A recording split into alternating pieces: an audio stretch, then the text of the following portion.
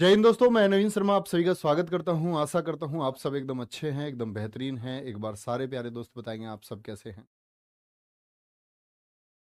सारे प्यारे दोस्त एक बार बताएंगे आप सब कैसे हैं। उम्मीद करूंगा बहुत अच्छे होंगे, बहुत बेहतरीन होंगे। ऋतिक, निरंजन, आयुष, पल्लव, अमन, मोहित, अंकुश, अक्की, नवीन, बहुत बढ़िया, अंकुश, दीपक कुमार, अदिति, राघव, चेतन, अनिरुद्ध, शिवम, बहुत बढ़िया, बहुत स्वागत है सभी प्यारे बच्चों का। कमला, योगेश, चिंतामणि, नरेश, सभी प्यारे दोस्तों का बहुत स्वागत है। और प्यारे बच्चे, आप लोगों की आप लोग जानते हैं इतिहास हम लोग पढ़ रहे हैं। और इतिहास में पिछली क्लास में हम लोगों ने खत्म किया था किसको? वैदिक काल। ठीक है। जो अच्छे बच्चे होंगे वो अपना समय समय पर रिवीजन करते रहेंगे और आगे अपनी तैयारी को बढ़ाते रहेंगे। ठीक है। जो आपको क्लास में समझाया जाता है उसको बहुत ध्यान से समझना है, बहुत मन से समझना, और उसके बाद में आप समय समय पर अपना टाइम टेबल बना के रिवीजन करते रहें। कभी भी आप किसी परीक्षा को देने जाते हैं तो एक स्टूडेंट के लिए जरूरी होता है टाइम टेबल। तो टाइम टेबल प्यारे बच्चे जरूर बनाएं अपना, और उसी टाइम शेड्यूल से तैयारी। ऐसा नहीं है किसी दिन आप सुबह 5 बजे सो करके उठते हैं और किसी दिन आप लोग प्यारे बच्चे 7 बजे उठते हैं और आपको लगता है कि भैया मैं कल लेट हो गया। शेड्यूल से नहीं चलोगे प्यारे बच्चे, मार खा जाओगे, है ना। फिर वो शायद आपको पूरे जीवन भुगतना पड़े। तो आपको हमेशा शेड्यूल से चलना है। 5 बजे उठना है या 4 बजे उठना है, जो उठना है आपको उठना है। ठीक है। तो चलते हैं भैया, आज की क्लास को शुरू करते हैं। तो आज हम दो टॉपिक पढ़ने वाले हैं, महाजनपद काल और बौद्ध धर्म। तो महाजनपद काल से क्या मतलब है? तो मैंने आपको बताया था, आप लोग याद करें, कि जो वैदिक काल था, तो वैदिक काल में प्यारे बच्चे क्या हुआ था हमारा? वैदिक काल में एक बात मैंने आपको बताई थी कि महाजनपदों का उदय हुआ। अब ये महाजनपद क्या है? आप आज के भारत से समझे। आज भारत में कितने राज्य हैं? आप कहेंगे आज भारत में भैया जी 28 राज्य हैं और 8 केंद्र शासित प्रदेश हैं। ऐसे ही पहले भारत में राज्य नहीं थे। पहले भारत में क्या थे? महाजनपद। महाजनपद। आपने देखा होगा कि जब मैंने आपको बताया था प्यारे बच्चे ऋग्वैदिक काल के बारे में, तो मैंने बताया था आपसे कुल बनता था आपका, और इसी तरह जन बनते थे और जन से राष्ट्र बनता था। तो यही जन में जो शक्तिशाली राजा हुए, उन्होंने तलवार के दम पर अपने साम्राज्यवादी नीति पर चलते हुए शादी विवाह करके अपने पड़ोसी राज्यों में अपने राज्य को बड़ा कर लिया। मतलब शादियां भी कर ली। शादियां कर करके मैं आपको बताऊंगा, मगध में कई राजाओं ने इस तरह आपका कार्य किया। बिंबिसार ने इस तरह के प्रयोग किए कि शादी करके अपने राज्य को बढ़ाया, क्योंकि कुछ चीजें उनको दहेज में मिलती थी, कुछ संबंधों से मिलती। कुछ लोगों ने तलवार के दम पर अपना साम्राज्य बढ़ाया, है ना। कुछ लोगों ने कूटनीति से बढ़ाया, जैसे आचार्य चाणक्य जब मगध के समय आपका क्या बोलेंगे, कहां पर हुए? आपका मौर्य साम्राज्य। ठीक है। तो एक बार देखेंगे। एक कोई कोई बच्चा लिख रहा है सर जी आवाज कम आ रही है। प्यारे बच्चे, आवाज जो मेरे दोस्त कम आ रही है ना, इसके लिए आप लोग नोट कर लेना। यहाँ दिखाओ, फोन दिखाओ। अरे ये देखो, मैं रोज सुनाता हूँ आपको, ये देखो, है ना। कुछ ये आपके फोन की दिक्कत होती है। आप अपने फोन में इसको ठीक करें एक बार। बहुत तेज आवाज फोन में आ रही है भैया। ये आप जो एक आध बच्चा लिख रहा है, इसके अपने फोन की पर्सनल प्रॉब्लम है। चलें भैया आगे। आगे चलेंगे और एक बार चेक कर लो भैया, आवाज में कोई मिसमैच तो नहीं। आगे आएंगे। ये जो महाजनपद काल है, तो महाजनपद काल में क्या बच्चे आप जानते हैं कितने महाजनपद थे? इनके बारे में भी हम बात करेंगे। लेकिन महाजनपदों का उदय कब हुआ? तो आप लोग बोलेंगे हमेशा कभी भी क्वेश्चन पूछा जाएगा तो आप कहना भैया जी, जो महाजनपद थे, इन महाजनपदों का उदय हुआ कब आपका? 600 ईसा पूर्व से लेकर के, यानी 600 बीसी से लेकर के 400 ईसा पूर्व में। तो क्या मैं कह सकता हूं कि आज तो सन 2022 चल रहा है, तो अब से भी 600 साल पहले, यानी कि लगभग 2600 साल पहले, आज से कितने वर्ष पूर्व? आज से 2600 वर्ष पूर्व, 2600 एगो, किसके बारे में? महाजनपद काल के बारे में हमें पता चलता है। जैसे हमने वैदिक काल में पढ़ा था, उसी तरह महाजनपद भी कैसे बनते थे? कुल। कुल बोले तो आपका क्या होता था? ये परिवार होता था, एक फैमिली हो गई। जैसे आपका घर है, कुल के बाद में बनते थे गांव, गांव के बाद में बनते थे विश्व, विश्व के बाद में जन, जन से बनता था जनपद, और जनपद से कई जनपदों को मिलाकर के बनता था महाजनपद। महा मतलब बड़ा, एक महाजनपद बन गया, बड़ा जनपद। तो महाजनपदों का निर्माण किस तरह से हुआ? क्या बोलेंगे? कुल ग्राम विस जन जनपद से महाजनपद, और महाजनपद काल बहुत महत्वपूर्ण है। क्या बोलेंगे? महाजनपद काल जो 600 ईसा पूर्व था, इसी समय पर दी गई थी राज्य की परिभाषा। क्या दी गई? राज्य की डेफिनेशन, राज्य की परिभाषा दी गई, और राज्य की परिभाषा में बताया गया कि राज्य को कैसा होना चाहिए, वहां का राजा कैसा होना चाहिए, थोड़ी व्याख्या की, जिसके बारे में सबसे ज्यादा किसने लिखा? बाद में चल करके आचार्य चाणक्य जी ने लिखा। मैं उनके बारे में वही बताऊंगा, ठीक है? एक बच्चा पूछ रहा है जी विष क्या होता है? विष मैंने पिछली क्लास में भी आपको बताया, तो शायद मेरे दोस्त तब आप सो रहे थे। विष का मतलब आज आपकी आज से अगर रिलेट करें तो आज जो तहसील होती है, तो कुल आपका घर, फिर गांव, फिर तहसील, तहसील के बाद प्यारे बच्चे क्या बनता था? आपका जन, जो कई तहसील को मिलाकर के बना दिया जाए, फिर आपका जनपद, और कई जनपदों को मिलाकर के महाजनपद, ठीक है? तो अगर रोज क्लास नहीं करोगे तो नाम दिखाएं बच्चे का क्या? आरती चौहान। ये आज की मटरी नंबर 1 है, ठीक है? जिन्होंने पिछली क्लास में ध्यान नहीं सुना तो वो आज बन गई मटरी। ठीक है? महाजनपदों के बारे में कुछ ग्रंथों से जानकारी मिलती है। इंपॉर्टेंट फैक्ट है कि महाजनपदों के बारे में किस बौद्ध ग्रंथ से जानकारी मिलती, तो वो अंगुत्तर निकाय है। अंगुत्तर निकाय क्या है? एक रचना है जो बौद्ध धर्म से संबंधित है, आज ही बताऊंगा, बौद्ध धर्म में ही। तो अंगुत्तर निकाय में महाजनपदों की संख्या कितनी बताई गई है? बहुत पूछा जाता है क्वेश्चन कि महाजनपदों की संख्या कितनी थी। तो महाजनपदों की संख्या थी 16। और प्यारे बच्चे, ये 16 का संबंध किससे था? क्या बोलेंगे? इसके बारे में बताया गया बौद्ध धर्म में। ऐसे ही जैन धर्म का एक ग्रंथ है भगवती सूत्र। भगवती सूत्र में भी कितने महाजनपद बताए गए हैं? 16 बताए गए हैं। हाकी बैच वाला जो भी बच्चा हो, वो बस ध्यान से सुनता रहे बातों, तो कोई नोट्स बनाने की जरूरत नहीं। ठीक है, ध्यान से। अष्टाध्यायी, अष्टाध्यायी में कितने महाजनपद बताए गए हैं? 22। ये एसएससी सीपीओ का पूछा हुआ क्वेश्चन है, और याद रख लेना प्यारे बच्चे, ये अष्टाध्यायी को किसने लिखा था? मैंने आपको बताया था भारत के प्रथम वैयाकरण कौन? पाणिनि थे, जिन्होंने ग्रामर के बारे में सबसे पहले लिखा था। ठीक है, कोई दिक्कत, कोई परेशानी? आगे चले। तो यहां तक की बात में हमने सीखा क्या कि भैया जो महाजनपद थे हमारे, ये 600 से 400 बीसी के बीच में इनका जन्म हुआ। मतलब ये कोई बच्चा तो है नहीं, तो यानी कि इनका विस्तार हुआ होगा। फिर मैंने बोला इनकी संख्या कितनी है? 16 है। और 16 किस किस में बताई गई है? जैन धर्म के अंगुत्तर निकाय में, और बौद्ध धर्म के अंगुत्तर निकाय में, और जैन धर्म के भगवती सूत्र में ये बताया गया है। लेकिन पाणिनि जो थे, जिन्होंने अष्टाध्यायी पुस्तक को लिखा, उन्होंने संख्या कितनी बताई? उन्होंने बताई जी 22। अच्छा, ये जो 16 महाजनपद थे, इन 16 महाजनपदों में 14 में क्या था? राजतंत्र था, और 2 में क्या था? गणतंत्र। तो ठीक है, राजतंत्र का मतलब राजा का बेटा ही राजा बनेगा। राजतंत्र का मतलब राजा का बेटा ही राजा बनेगा। लेकिन गणतंत्र का क्या मतलब? जैसे आज हमारा भारत है, भारत को आप क्या कहेंगे? राजतंत्र या लोकतंत्र? तो हम भारत एक गणतंत्र, गणतंत्र क्यों? यहाँ का जो प्रमुख लोगों के द्वारा चुना, भाई प्रधानमंत्री किस द्वारा चुने जाते हैं? तो आप कहेंगे भैया लोकसभा मत हो, और वो लोकसभा में बहुमत पहुंचाने का काम कौन करता है? क्या करते? देश की जनता चुनती अपने, वो होता है गणतंत्र। गण मतलब लोग। रिपब्लिक द्वारा होता है by the people for the people, जानते हैं आप? और प्यारे बच्चे, 14 में क्या था? राजतंत्र।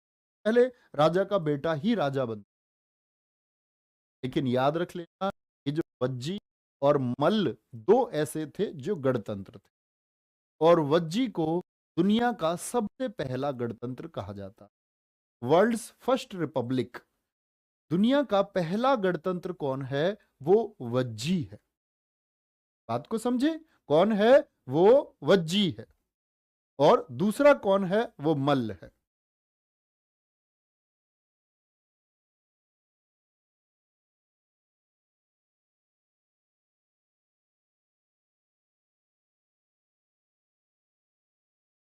चलो क्या बोलेंगे? तो मैंने बोला दुनिया का सबसे पहला गणतंत्र कौन? वो वज्जी है, जो आपका सबसे पहला गणतंत्र था। ठीक है, शायद बीच में आवाज ब्रेक हुई थी, मैं फिर से रिपीट कर देता हूं। तो 16 महाजनपदों में 14 तो राजतंत्र थे, जिनमें राजा का बेटा ही राजा बनता था। लेकिन भारत जैसे गणतंत्र, गणतंत्र का मतलब लोगों के द्वारा चुना गया, तो क्या बोलेंगे? ये वज्जी दुनिया का सबसे पहला गणतंत्र था। और दूसरा कौन था? आपका मल्ल था। ठीक है, हमेशा याद रखेंगे। आगे बोले, अब आते हैं महाजनपद 16 और उनकी कैपिटल। मोस्ट इंपोर्टेंट टॉपिक है, जिससे क्वेश्चन लगातार पूछे जाते हैं। महाजनपदों में सबसे शक्तिशाली कौन था? वो मगध था, सबसे ज्यादा पावरफुल। और दिल्ली पुलिस क्वेश्चन पूछ चुकी है 2017, 2020। एसएससी जीडी आपका 2021 क्वेश्चन पूछ चुका, सबसे ज्यादा शक्तिशाली कौन था? तो सबसे ज्यादा शक्तिशाली महाजनपद कौन सा था? वो मगध था। मगध की राजधानी क्या थी? राजगृह। उसी को हम गिरिब्रज के नाम से भी जानते हैं और पाटलिपुत्र के नाम से भी जानते हैं। तो मगध की कैपिटल आप लोगों को याद रखनी है। दूसरी हम बात करते हैं प्यारे बच्चे, क्या बोलेंगे? दूसरी हम बात करते हैं अंग की। अंग की राजधानी है चंपा। क्या बोलेंगे? अंग की राजधानी है चंपा। और प्यारे बच्चे, जो कोसल है, कोसल की राजधानी क्या थी? वो साकेत थी। क्या बोलेंगे? कोसल की राजधानी क्या थी? ये साकेत थी। ठीक है, अंग। और याद रख लेना, अंग में क्या होता था? सबसे बड़ा व्यापारिक महाजनपद कौन सा था, जो कॉमर्शियल कार्य जिसमें सबसे ज्यादा होते थे? सबसे बड़ा व्यापारिक महाजनपद, क्या बोलेंगे? व्यापारिक महाजनपद कौन सा था? तो क्या बोलेंगे? बिगेस्ट कॉमर्शियल महाजनपद कौन सा था? वो अंग था। ठीक है, कोई दिक्कत? तो मगध की राजधानी राजगृह, गिरिब्रज। अंग की राजधानी चंपा, कैसे भी याद कर लें। ठीक है, ये मालिनी नदी पर था। और अंग, अगर मैं बात करूं तो अंगों की क्या करते हैं? मालिश करवाते हैं ना आप, चंपी। तो अंगों की चंपी की जाती है, अंगों की चंपी की जाती है चंपा। ठीक है, और प्यारे बच्चे, कोसल, कोसल की राजधानी क्या थी? वो साकेत थी। अवंती की राजधानी क्या थी? अवंती की उज्जैन और महिष्मती। ये बाहुबली वाला महिष्मती मत समझ लेना, कभी समझो कि भैया बाहुबली वाला महिष्मती है, नहीं। ये दो राजधानी जैसे हैं, जैसे मगध की तो तीन थी, वो तीनों एक दूसरे के नाम हैं। लेकिन अवंती की जो ये प्यारे बच्चे उज्जैन और महिष्मती हैं, ये नॉर्थ और साउथ की राजधानी है। यानी जो नॉर्थ अवंती था, क्या था? नॉर्थ अवंती था, उसकी राजधानी थी उज्जैन। और जो साउथ अवंती था, उसकी राजधानी थी प्यारे बच्चे क्या? महिष्मती। ठीक है, गांधार। गांधार सुना आपने? महाभारत में गांधारी थी जहां की, यही गांधार में हमारे आचार्य चाणक्य होंगे। जैसे जैसे आप इतिहास में आगे बढ़ोगे तो आप ये सारी चीजें जानते जाएंगे। गांधार, गांधार की राजधानी क्या थी? तक्षशिला। तो धार किसको देनी है? वो शिला को, शिला बोलते पत्थर को, स्टोन को। तो पत्थर को क्या देनी है? धार देनी है। ठीक है, ध्यान से देख लेना। काशी, असी असी। तो काशी वाराणसी, क्या बोलोगे? काशी वाराणसी। ये लिखा हुआ, राजा अश्वसेन के पुत्र 23वें तीर्थंकर जो थे, इनके लिए जाना जाता है। ठीक है, क्या इन्होंने बनवाया इसको राजधानी किसकी? काशी की। आगे आएंगे 16 महाजनपदों में।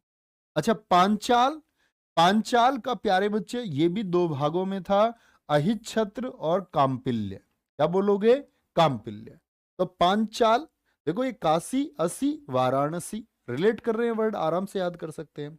पांचाल की बात करें, जो चाल है, तो कोई चाल ऐसे चल के जा रहा है, तो चाल वाले के ऊपर क्या लगा दिया आपने? आप समझ लो, आपकी होने वाली जो भाभी है, या मतलब आपकी होने वाली वाइफ समझ लो, या हमारे होने वाले भाई साहब समझ लो, जो हमारी ये गुड़िया बहनें हैं, जो कल हमारे भाई साहब होंगे, तो वो चल के जा रहे हैं। तो चल के जाएंगे तो उनके ऊपर आपने छाता लगा लिया क्योंकि वो कांपते हुए चल रहे थे। कैसे भी लगा ले, चाल कांपते हुए तो कांपिल्य और अहिच्छत्र हो गया।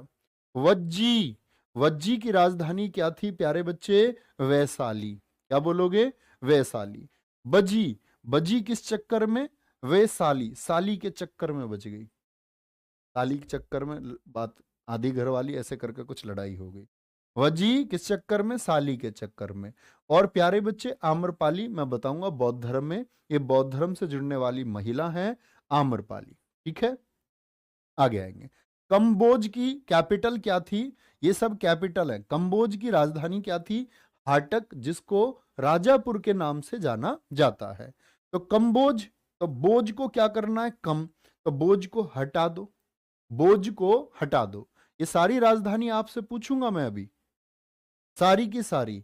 तो क्या बोला? अवंती की उज्जैन, ठीक है, गांधार की तक्षशिला, काशी की वाराणसी, पांचाल की अहिच्छत्र और कांपिल्य, वज्जी की वैशाली और कंबोज की हाटक, जिसको राजापुर नाम से जाना जाता था। और प्यारे बच्चे जो ये हाटक है ये घोड़ों के लिए प्रसिद्ध था। क्या बोलेंगे? क्या बोलेंगे? ये घोड़ों के लिए प्रसिद्ध था।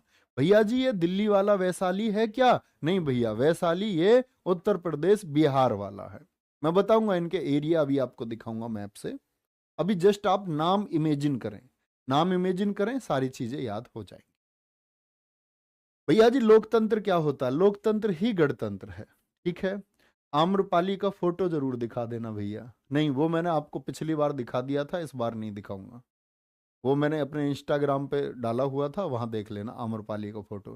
तुम्हारी ही डिमांड पर भारी संख्या के चलते हुए आम्रपाली का फोटो तुमको दिखाया गया था।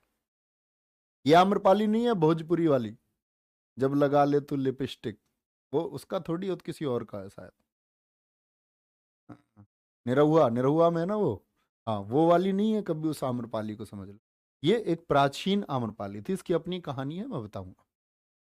अस्मक, अस्मक बात करेंगे। अस्मक की राजधानी क्या थी? क्या बोलोगे? प्रतिष्ठान या पेठान।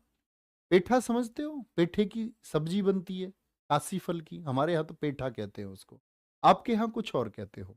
तो याद रख लेना, नमक डाल लिया उसमें, अस्मक नमक, ठीक है। प्रतिष्ठान। मल्ल, मल्ल की राजधानी थी कुशीनगर।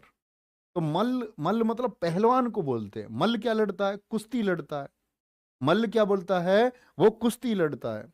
मल्ल कुशीनगर, ठीक है। सर जी हमको आपकी आईडी नहीं पता, पहली क्लास में बताइए, देख लेना ध्यान से, इसी हिस्ट्री की पहली क्लास में, पहली नहीं, अभी जो एप्लीकेशन पर पहली क्लास थी। मल्ल की कुशीनगर। सूरसेन की क्या है? वो मथुरा है। सूरसेन की क्या है? वो मथुरा है। उसमें बताई थी मैंने आईडी, कौन सी क्लास थी वो आपकी? 3 यूट्यूब पर हो गई थी, 4th क्लास में, 4थी क्लास में बताई, अंत में। आ जाओ। सूरसेन की मथुरा हो गई। मत्स्य की क्या है? विराटनगर राजधानी थी। अब ये जो मत्स्य है, मछलियां सोचो कितने प्रकार की दुनिया में, कितनी मछलियां हैं भैया? बहुत सारी मछलियां। तो जो मत्स्य है उसकी राजधानी थी विराटनगर। कुरु, पांडव और कौरव सुने थे आपने? पांडव और कौरव, कौरव, तो कौरवों की राजधानी क्या थी? आपका कुरु बोलेंगे तो उससे याद कर लो, उनकी राजधानी इंद्रप्रस्थ थी। कौरवों की राजधानी क्या थी? इंद्रप्रस्थ थी।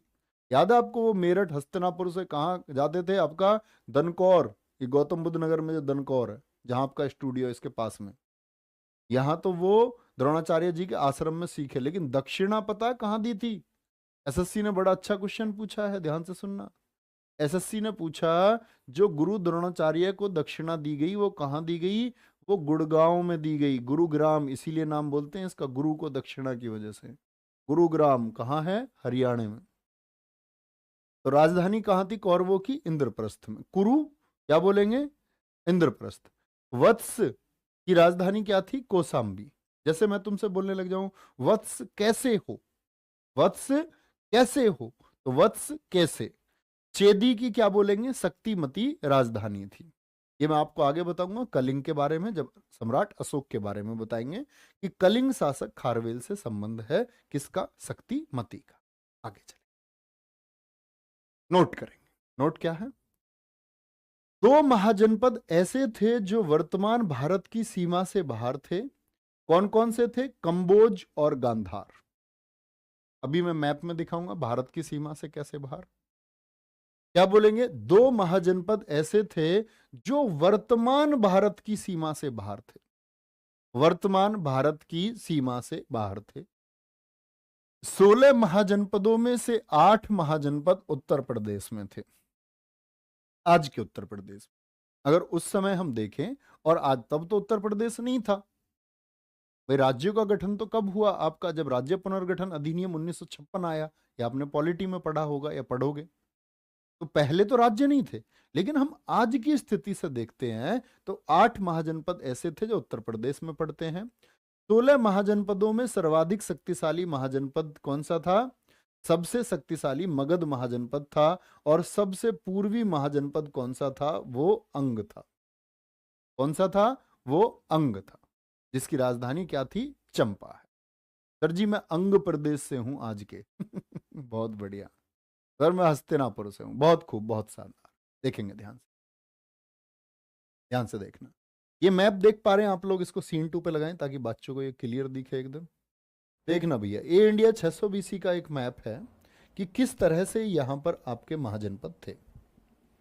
ध्यान से देखना प्यारे बच्चे। मैंने बोला आज के हम वर्तमान भारत की अगर बात करते हैं तो वर्तमान भारत की बात प्यारे बच्चे जब हम करेंगे तो आप जानते हैं कि दो ऐसे हैं जो बाहर थे। एक तो कंबोज। अब सोचो इसकी राजधानी के बारे में थोड़ा। मैंने बोला बोझ हटा दो तो हाटक हो गया, जो घोड़ों के लिए प्रसिद्ध था। और गांधार की राजधानी क्या बताई थी मैंने आपको? तक्षशिला। यहीं पर थे कौन? आपके आचार्य चाणक्य। तक्षशिला विश्वविद्यालय में बहुत शानदार प्रोफेसर रहे। ये है कुरु, देख रहे हैं दिल्ली के पास में। तो कुरु की राजधानी क्या थी? कुरु की क्या थी? इंद्रप्रस्थ थी। यहां पर पांचाल है। पांचाल की कैपिटल क्या बताई मैंने आपको? सोचो अभी। तो आप कहेंगे पांचाल की भैया जी अहिच्छत्र और कांपिल्य थी। अरे देख तो लो बच्चों के कमेंट की, दिख तो रहा है उनको मैप या नहीं? ये किसकी वीडियो कॉल देख रहे हो तुम फोन में अपने में? हैं? स्टेटस देख रहे हो किसी के?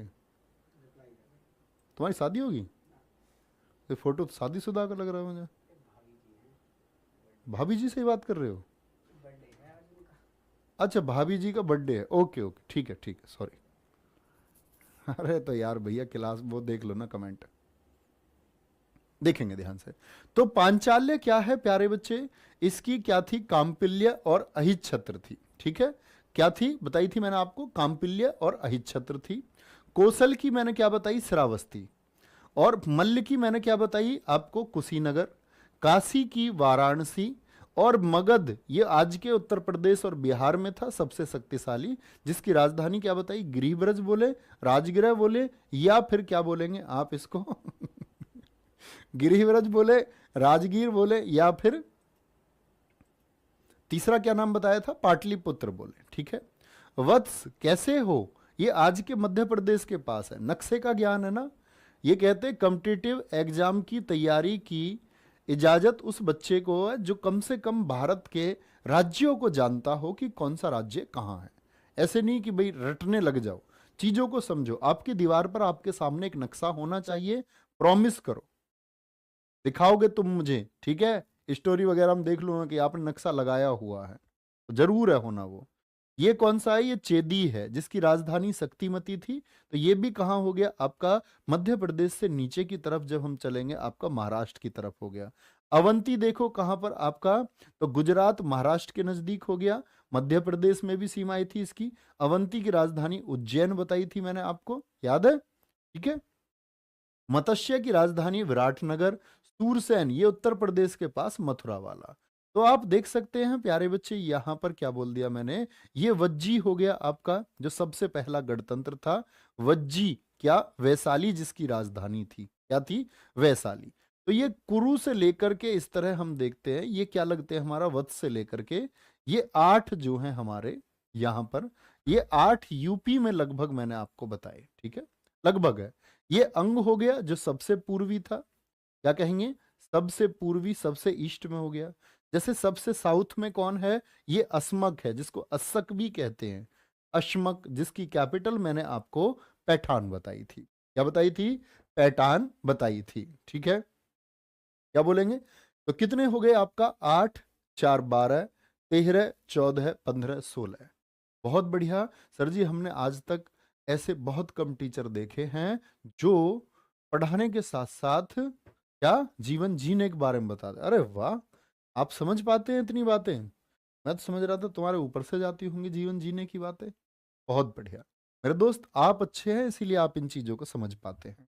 तो ये 16 महाजनपदों की प्यारे बच्चे जो बात मैंने आपको बताई, तो 16 महाजनपदों से रिलेटेड कोई भी प्रश्न आएगा कैपिटल का, सबसे दक्षिणी हो गया, सबसे पूर्वी हो गया, और अगर मैं बात करूं सबसे उत्तरी कौन होगा, तो सबसे अगर प्यारे बच्चे पश्चिमी अवंती होगा, सबसे वेस्ट कौन है? अवंती।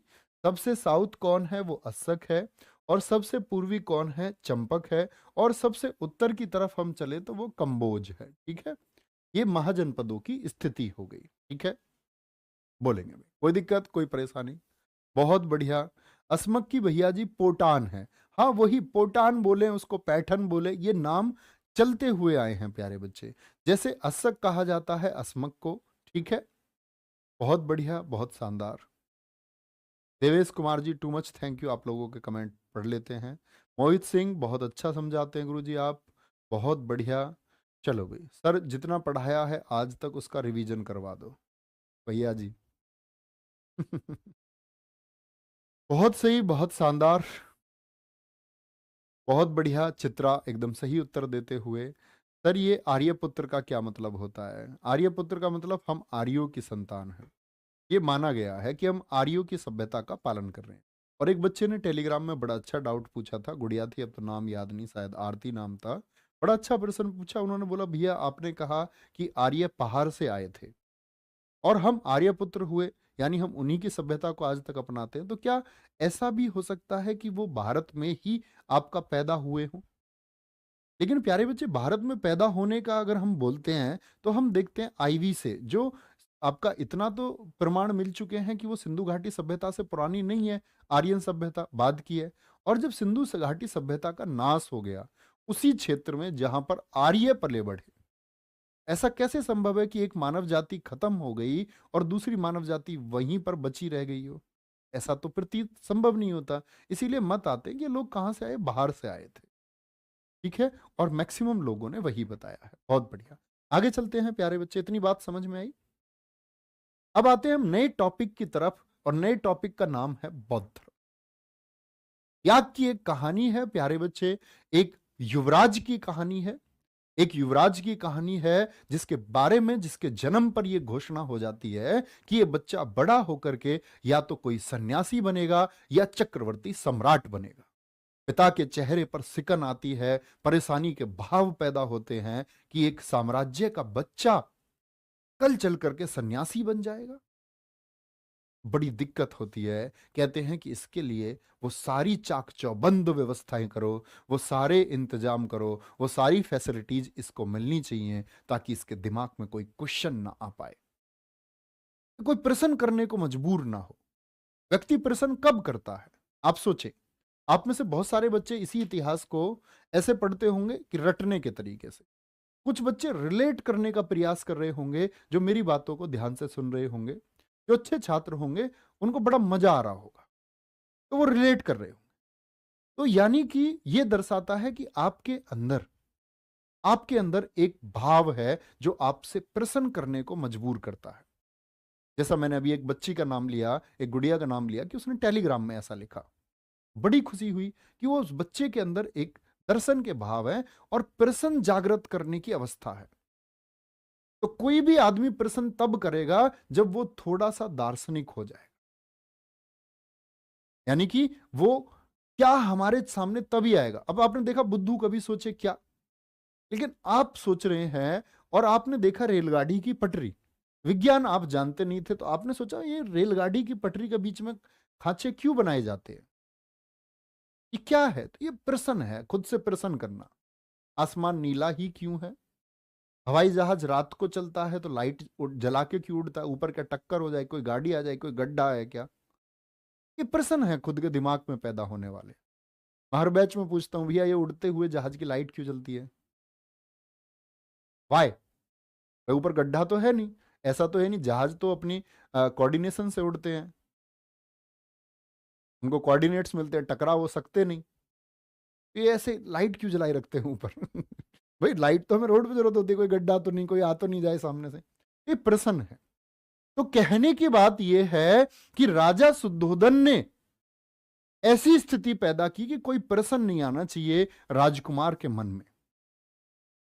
महात्मा बुद्ध तो ये बाद में हुए प्यारे बच्चे, तो उन्होंने बोला कि इस युवराज के मन में कोई क्वेश्चन नहीं आना चाहिए। लेकिन युवराज भैया कुछ नया स्थापित करने वाले थे, एक नए धर्म की स्थापना होने वाली थी, और नए धर्म का नाम था बौद्ध धर्म। सोचो क्या इंटेलिजेंस उस पर्सन का रहा होगा जिसने एक नई एजुकेशन लोगों को दी, और आज बौद्ध धर्म को मानने वाले श्रीलंका से लेकर के नेपाल, भूटान, म्यांमार से लेकर के चीन से लेकर के जापान तक बहुत सारे लोग, हिंदुस्तान भी लगभग आज बौद्ध धर्म में तब्दील हो जाता। बहुत सारे लोग ऐसे थे, लड़के और लड़कियां अपना घर छोड़ करके भिक्षुक और भिक्षुणी बन गए।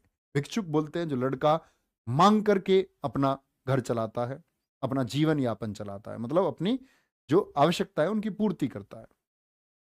भिक्षुणी लड़की को कहते हैं। तो पूरा हिंदुस्तान भिक्षु और भिक्षुणी बनने लग गया महात्मा बुद्ध की शिक्षा के ऊपर। तब सनातन धर्म को, इस हिंदू धर्म को बचाया था किन्होंने? दक्षिण से एक छोटा सा बच्चा चला था, आदि गुरु शंकराचार्य। 8 वर्ष का, मतलब 7 वर्ष कुछ महीने के थे तब वो चल दिए भारत के लिए। तब उन्होंने लोगों को समझाया। क्या उनकी एजुकेशन थी? वो धीरे धीरे हम बात करते रहेंगे। आज हम बात कर रहे हैं किनकी? महात्मा बुद्ध की। तो आपको प्यारे बच्चे इस टॉपिक को समझने से पहले इतना समझ जाना चाहिए, बाकी वो जानकारी तो मैं आपको दे दूंगा कि कॉम्पिटिटिव एग्जाम में आपके क्वेश्चन कहां कहां से पूछे जाएंगे। तो आप सोचो, आप लोग सो करके उठ नहीं पा रहे हो, आप आलस्य नहीं त्याग पा रहे हो अपना, और एक ऐसा ऐसा व्यक्ति, या बोले ऐसे व्यक्ति पैदा हुए जिनको भगवान विष्णु के 9वें अवतार माना गया, महात्मा बुद्ध। ऐसे व्यक्ति पैदा हुए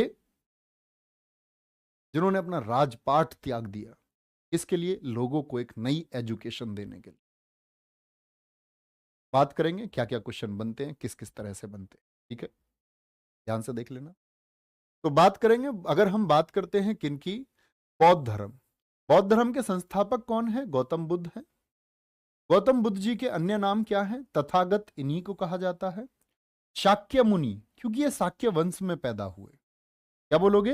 ये कौन से वंश में पैदा हुए? शाक्य वंश में, ठीक है। और शाक्य सिंह भी इन्हीं को कहा जाता है।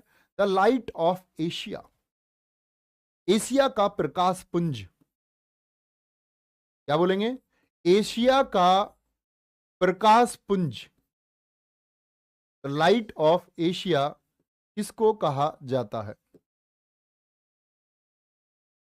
जन्म कब हुआ इनका?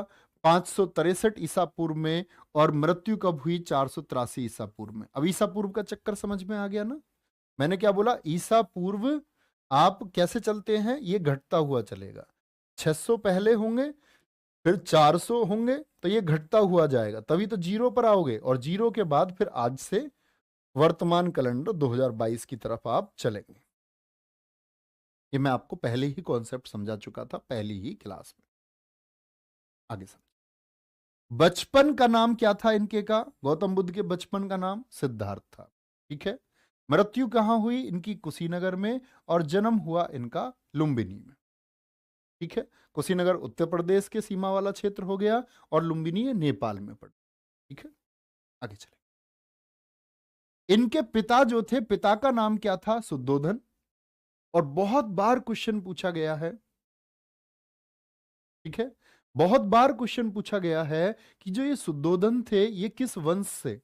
वंश होता है ना एक परिवार, तो इनसे बहुत पूछा जाता है। इनके पिता पक्ष का जो फादर साइड था, वो कौन सा आपका वंश था प्यारे बच्चे, या कौन सा परिवार था? तो वो शाक्य रिपब्लिक से थे, शाक्य गणराज्य से थे, ठीक है। माता कौन थी? महामाया। क्या बोलेंगे? माता कौन थी? महामाया। और क्या बोलेंगे? ये कहां की थी? आपकी कोलीय गणराज्य। ये किस वंश से थी? तो याद रख लेना, इनकी माताजी कोलिय वंश से थी। और क्या बोलते हैं, जब ये अपने, भाई हमारे यहाँ एक परंपरा रही है पहले से कि पहले जब बच्चे का जन्म होता था तो बच्चे का जन्म कहाँ होता था? अपनी नंसाल में होता था। पहले बहुत प्राचीन समय में ये प्रथा भारत में चलती रही। तो ये क्या थी, ये लेके जा रहे थे और रास्ते में ही, मतलब कि इनके मामा के यहाँ लेके जा रहे थे इनको, महात्मा बुद्ध के। तो क्या बोलेंगे? आम्र वन में सिद्धार्थ का जन्म हुआ। रास्ते में जाते हुए प्रसव पीड़ा हुई, दर्द उत्पन्न हुआ, और जन्म किसका हुआ? ये जन्म हुआ सिद्धार्थ का। ठीक है, आगे आएंगे। सिद्धार्थ के जन्म के 7वें दिन इनकी माता का देहांत हो गया।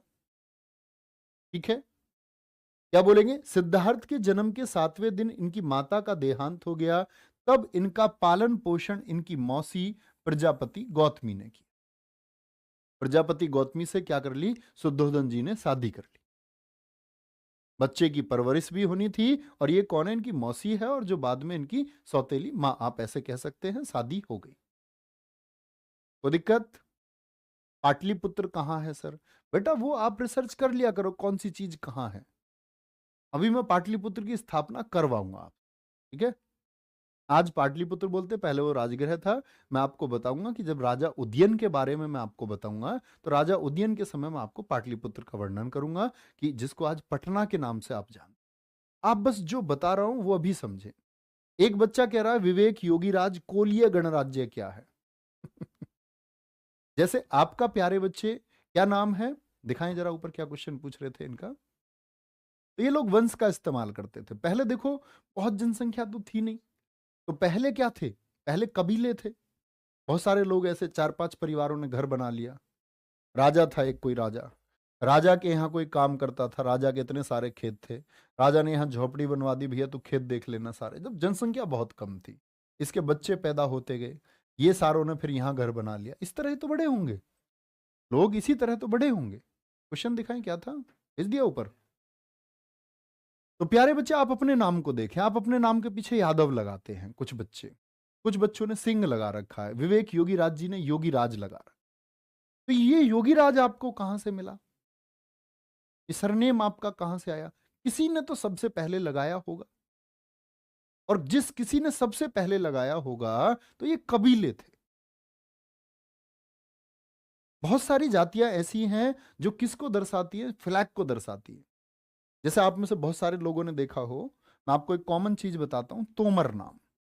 तोमर राजपूत भी होते हैं, तोमर गुजर भी होते हैं, तोमर जाट भी होते हैं, और भी अन्य होते होंगे। तो ये तोमर लोग तीन कौन कौन कैसे हो गए? तो ये कोई राजा था प्राचीन समय में, और पहले नौकरियां तो थी नहीं, सरकारी नौकरी की बीएसएफ में भर्ती हो जाओ, एसएसएफ में हो जाओ, नहीं थी। तो सब लोग अपने जीवन यापन के लिए राजाओं की सेना में भर्ती होते थे, लड़ते थे युद्ध। और युद्ध लड़ने के इस परिक्रम में प्यारे बच्चे, जो ये बैनर था, ये राजा का जो बैनर था, ये सब तोमर बैनर के नीचे लड़े गए लोग थे, जिन्होंने युद्ध लड़ा है इकट्ठे। ठीक है, तो इस तरह से इसको वंश बोलते हैं। तो ये कोलीय वंश है। मैं आपसे कहने लगा हूं भैया, आपका किसी वंश को सिंह वंश क्या है? तो ये एक सरनेम है जस्ट, और कुछ नहीं है। ओके, आगे आए, अगली बात पर चलेंगे। अच्छा, इनकी पत्नी का नाम क्या था? इनकी पत्नी का नाम। और देखो, कोई भी ऐसा क्वेश्चन है ना जो आपको लगता है, क्योंकि मन तो मेरा भी है कि मैं आपको एक ऐसा इतिहास पढ़ाऊं। मैं आपसे हमेशा कहता रहा हूं कि कभी कोई ऐसा हो कि आप तैयारी करें पीसीएस परीक्षा के लिए, तो फिर उसका मजा अलग है, फिर मेरी रिसर्च अलग होंगी, मैं आपको समझाऊंगा दूसरे तरीके से, और हम विश्लेषण करेंगे बहुत सारा। लेकिन वनडे एग्जाम के लिए हम इतिहास को, एक एक शब्द को एक्सप्लोर अगर करें, तो इसमें बहुत समय लगता है, फिर 2 महीने में संभव नहीं हो पाता, क्योंकि हर परीक्षा को हमें परीक्षा की तरह ही पढ़ना पड़ता है। तो ये आपकी भी मजबूरी है, ये मेरी भी मजबूरी, ठीक है? और मुझे बिल्कुल अच्छा नहीं लगता। मैं भी चाहता हूं कि मैं आपको हर एक चीज का सार दूं। मेरा भी मन करता है मैं बोर्ड पर यहां खड़े होकर के आपको सुबह से शाम तक पढ़ाऊं, लेकिन वो तर्क संगत नहीं है, उसका कोई अर्थ नहीं रह जाता। ठीक है, वापस आएंगे। जो पत्नी थी, इनकी पत्नी का क्या नाम था? यशोधरा। जब महात्मा बुद्ध 16 साल के थे तब उनकी शादी हुई। ये किनके बारे में पढ़ रहे हैं हम? बुद्ध जी के बारे में पढ़ रहे हैं। ठीक है, क्या बोलेंगे? यशोधरा शादी 16 वर्ष की अवस्था में हुई यशोधरा से, और 12 साल बाद एक पुत्र पैदा हुआ, राहुल। ये नाम खुद महात्मा बुद्ध ने रखा अपने बेटे का, राहुल। राहु समझते हो? राहु मतलब बंधन। उन्होंने बोला यार अब तक कोई बंधन नहीं था, बंधन आ गया। अब आप सोचे अब तक का जो जीवन रहा होगा राजकुमार का, वो कैसा रहा होगा। कहते हैं शुद्धोधन ने कई बगीचे बनवाए, और कई कई लोग काम करते कि वृक्ष से अगर पत्ती भी गिर जाए, पीली पत्तियां दिखे ना, रात्रि में साफ कर दी जाए, राजकुमार सुबह उठे तो उसको कुछ दिखे ना। ऐसा ये उस समय की सिर्फ कल्पनाएं भी हम कह सकते हैं, क्योंकि ऐसा नहीं होगा कि उनकी नजर किसी ऐसी चीज पर ना पड़ी हो। लेकिन कहते हैं उनके लिए मैक्सिमम कोशिश की गई कि दिमाग में प्रश्न आए कि पत्तियां पीली क्यों हो जाती हैं, किस तरह मैनेज करते होंगे। तो उनकी अपनी स्थिति है। कहते हैं कि उनको बहुत सारी ऐसी चीजों से बचा करके रखा गया कि उसके दिमाग में कोई प्रश्न ना आए, कहीं ये दार्शनिक ना हो जाए, कहीं ये सोचने ना पड़ जाए। सोचेंगे बड़ा मतलब बहुत जबरदस्त तरीके से रखा गया होगा।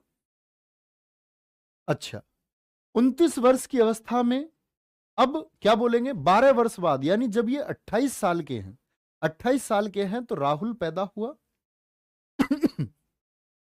29 वर्ष की अवस्था में इन्होंने घर छोड़ दिया। अब घर कैसे छोड़ा होगा? कहते बहुत चिंता में रहे, रातों की नींद उड़ गई, बहुत बेचैन चिंतित रहते। और जब इनसे इनकी पत्नी यशोधरा जी सवाल करती, वो इनसे कहती कि भाई आप चिंतित क्यों हैं, तो ये मतलब उनके भी कहते कि ठीक से उत्तर नहीं दे पाते थे, खुद चिंता में डूबे रहते, प्रश्नों में उलझे रहते। लेकिन ये प्रश्नों में उलझे क्यों रहते? ऐसा क्या हो गया था इनके जीवन में कि इनको तो बचा करके रखा गया सारी चीजों से, फिर क्वेश्चन क्यों आए? आगे देखें। 29 वर्ष की अवस्था में घर छोड़ दिया, और जो घर छोड़ा इसी घटना को हम बोलते हैं महाभिनिष्क्रमण। बहुत पूछा जाता है महाभिनिष्क्रमण क्या है। बुद्ध जी अपना घर छोड़ करके गए, यही जो इंसिडेंट है ये महाभिनिष्क्रमण कहलाता है बौद्ध धर्म। देखिए, 4 दृश्य जिनके कारण सिद्धार्थ सन्यासी बनने की तरफ बढ़ गए। 4 दृश्य जिनके कारण सिद्धार्थ सन्यासी बनने की तरफ बढ़ गए। इनके पिता चाहते थे कि ये सन्यासी ना बने, लेकिन हुआ वही, कहते हैं ना नियति में रखा था। क्या बोलेंगे भैया, ध्यान से देख लेना। सन्यासी बनने की तरफ बढ़ गए। एक बच्चे का प्रश्न है, भैया जी ये आपका पितृ सत्तात्मक समाज था या मातृ सत्तात्मक? मैं आपको इसके बारे में पहले ही बता चुका हूं, सिंधु घाटी सभ्यता मातृ सत्तात्मक थी। लेकिन मैंने वहीं आपको बताया था कि वैदिक काल आते आते ये समाज कैसा हो जाएगा, पितृ सत्तात्मक हो जाएगा। और आज तक भी क्या चल रहा है, ये पितृ सत्तात्मक चल रहा है। ओके, 4 दृश्य जिनके कारण सिद्धार्थ सन्यासी बनने की तरफ बढ़ गए। क्या बोलेंगे? एक तो बूढ़ा व्यक्ति मिला, राज्य की यात्रा हुई, इनको निकलना पड़ा बाहर, और कहते हैं कि भाई घोषणा करवाई गई कि युवराज के सामने ऐसी कोई चीज ना आए कि फिर से वही बात की प्रश्न पैदा हो। लेकिन एक बूढ़ा आदमी देखा, झुका हुआ, और रथ चला रहे थे इनका, जिनको हम बोलते हैं छंदक बोलते हैं, चन्ना भी बोलते हैं, ये सारे नाम बताए गए उनके, छंदक और चन्ना। बूढ़ा आदमी देखा तो पूछा छन्ना से, ये कौन है, ये इस तरह से क्यों झुके हुए हैं? लेकिन प्रश्न है कि क्या महात्मा बुद्ध ने अब से पहले किसी बुजुर्ग आदमी को नहीं देखा होगा? तो स्वाभाविक है, इतनी उम्र तक तो कोई ना कोई तो देखा होगा, कोई रिश्तेदार, क्या सबसे ही दूर रखा गया? तो कहते तो यही है कि सिंगली अनुश्रुति बौद्ध धर्म की कहती है कि हर चीज से उनको दूर रखा गया, युवा लोग उनके सामने रखे गए। लेकिन उन्होंने कोई बच्चा भी तो देखा होगा अपना, कि ये शरीर बड़ा हुआ है, तो शायद उनको लगा होगा सब स्वस्थ ही होते हैं। ऐसा किया गया होगा कि बीमार आदमी को उनके सामने नहीं आने दिया गया। तो क्या बोलेंगे, बूढ़ा आदमी, क्या इनके इतनी उम्र तक कोई एक्सपायर भी नहीं हुआ होगा भैया रिश्तेदारी में? इनको खबर नहीं दी गई होगी फिर उसकी। आज तो व्हाट्सएप स्टेटस तो होता नहीं कि उस टाइम उन्होंने देख लिया होगा। तो आप बोलेंगे शायद ऐसा संभव है कि खबर ना दी गई हो इनको। चलो भाई, बूढ़ा व्यक्ति तो प्रश्न किया, तो छन्नक ने कहा कि जीवन में एक अवस्था ऐसी आती है कि जब आप भी बुजुर्ग हो जाएंगे। ठीक है, बीमार आदमी को देखा, ये व्यक्ति बीमार क्यों है? तो उन्होंने कहा जीवन में क्या बोलते हैं, अस्वस्थ होना भी एक हाल है, और राजकुमार एक दिन शायद आप भी बीमार होंगे। मृत व्यक्ति की सैया, मृत व्यक्ति की सैया क्या बोलेंगे? एक मृत व्यक्ति को लेकर के जा रहे थे, क्या बोलोगे? मृत व्यक्ति की सैया, ऐसे लिखते हैं सैया को शुद्ध। उसने बोला ये क्या? कहते कि राजकुमार एक दिन जीवन का अंत होता है। तो कहते हैं कि भाई बड़े प्रसन्न आ गए। फिर एक देखा इन्होंने सन्यासी, बड़ा शांत, चेहरे पर एक तेज और मुस्कुराता हुआ, कैसे बोलते हैं, खिलता हुआ एक चेहरा इनको दिखाई दिया। इन्होंने कहा ये व्यक्ति इतना प्रसन्न क्यों है? उन्होंने बोला ये व्यक्ति इस दुनिया से विरक्त हो चुका, विरक्त मतलब अलग हो चुका है। उन्होंने बोला अच्छा।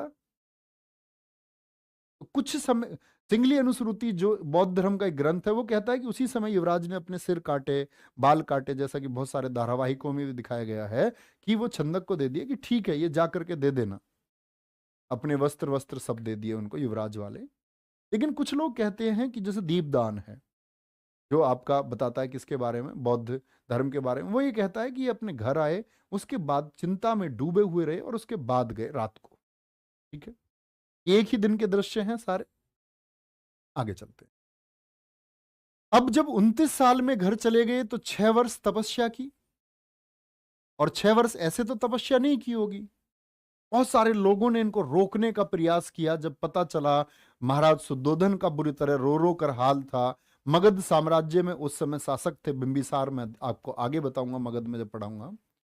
बिंबिसार को पता चला कि ये आ रहे हैं महात्मा बुद्ध, तो इन्होंने कहा कि युवराज आप मेरे राज्य का एक क्षेत्र ले लें और यहां शासन कर ले। उन्हें लगा कि शायद पिता पुत्र के बीच की कोई बात है।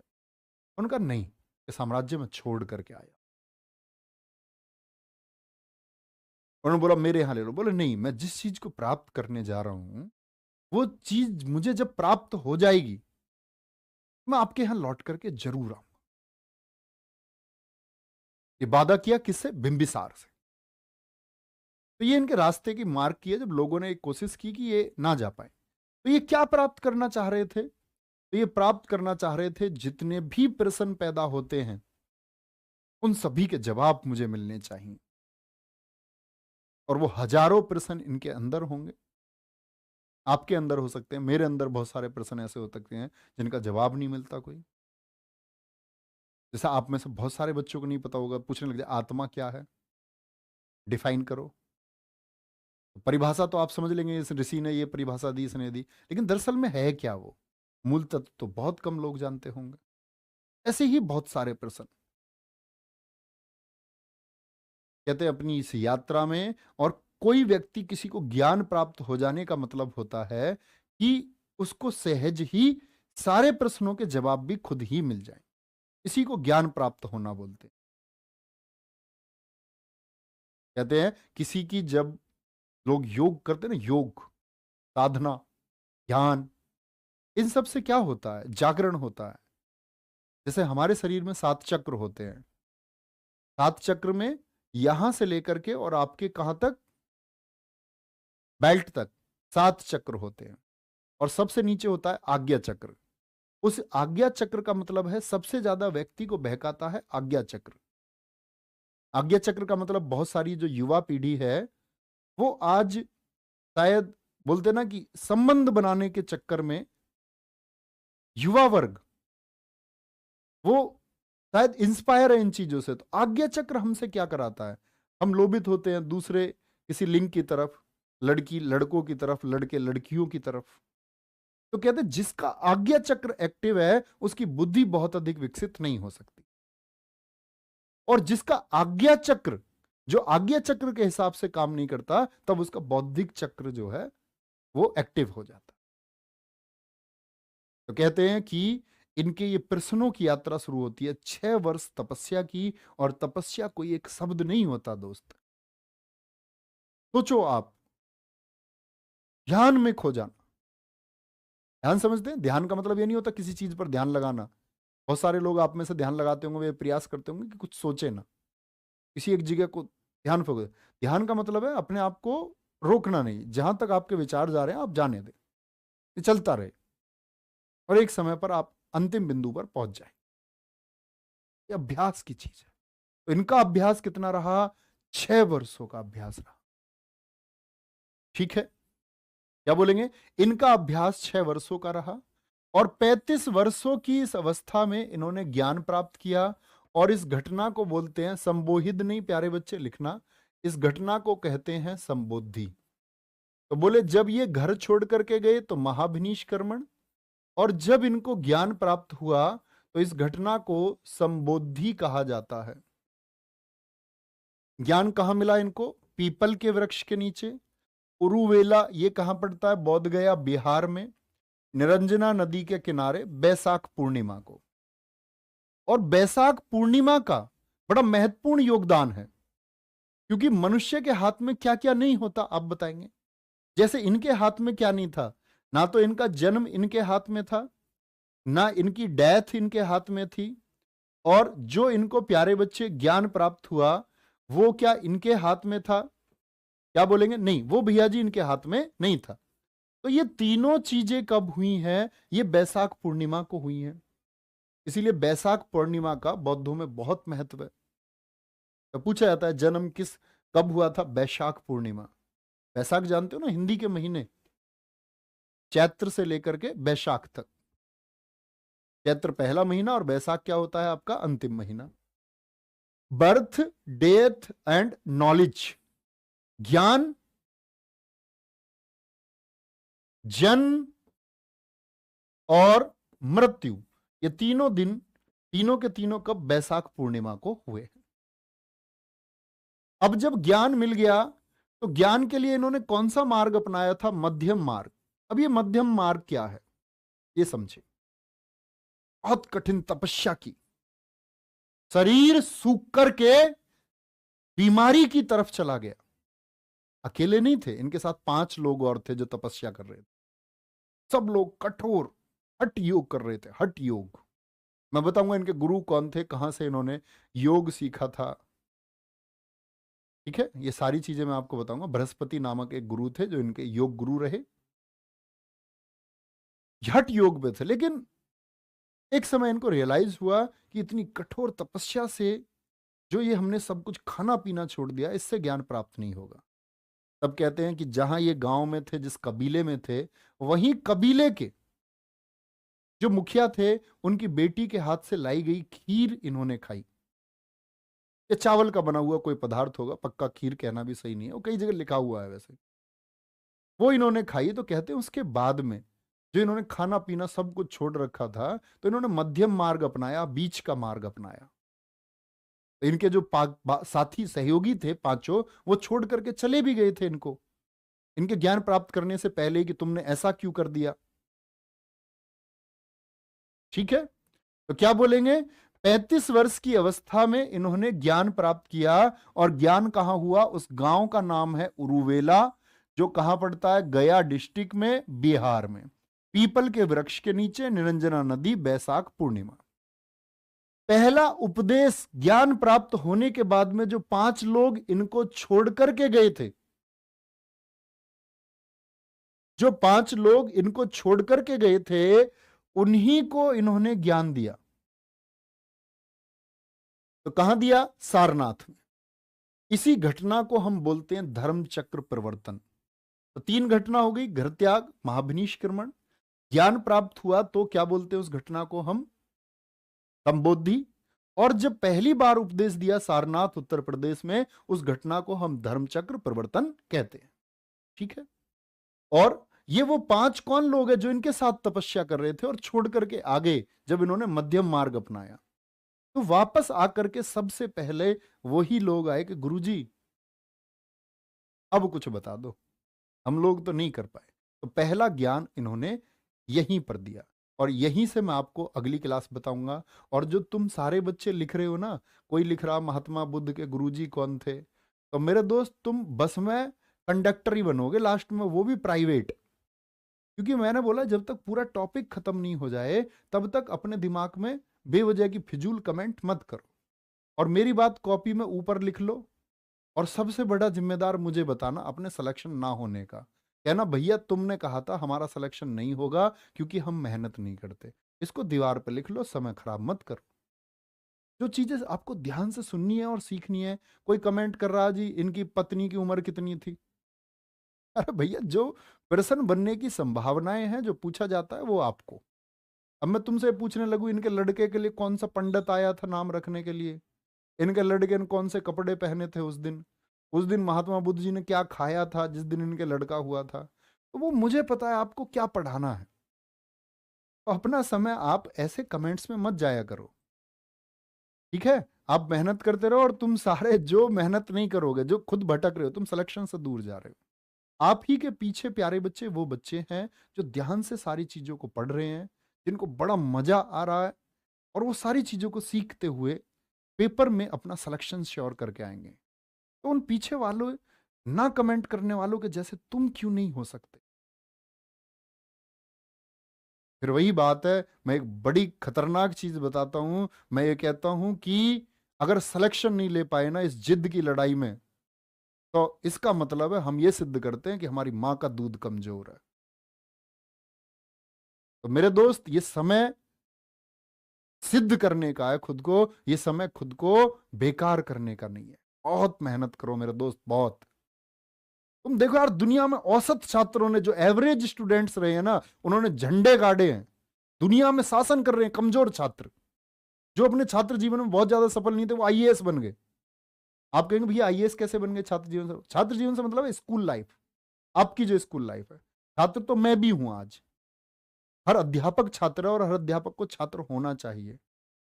धमाल मचा दो, मैं ये कहता हूं, धमाल। और मेरे दोस्त, अगर धमाल नहीं मचाया ना, पूरी जिंदगी मलाल में रहोगे। तो ख्याल रखें और मेहनत करते रहें बहुत अच्छे से। बाय बाय, टेक केयर, जय हिंद, जय भारत, जय मां सरस्वती। Thank you.